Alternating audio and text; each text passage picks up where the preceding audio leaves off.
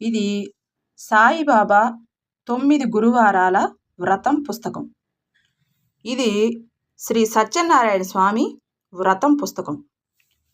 ఇది వేద సూక్తాల పుస్తకం, అంటే వేదం.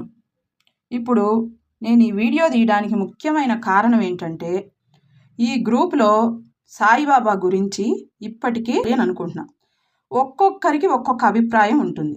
సాయిబాబాని పూజించుకునే వాళ్ళు ఎవరైనా సరే నాకు సంబంధం లేదు, నాకు ఏ కోపం ద్వేషం ఏమీ లేదు.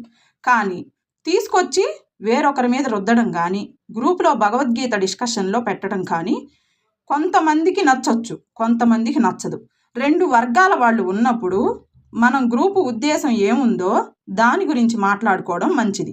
మధ్యలో వచ్చిన దేవతల గురించి, మధ్యలో వచ్చిన దేవుళ్ళ గురించి మాకు అవసరం లేదు అంటున్నాం కాబట్టి ఆ టాపిక్ ఎత్తకూడదు. కాబట్టి నేను దీని మీద నేను కంప్లీట్గా చెప్పాలి అని అనుకుంటున్నాను.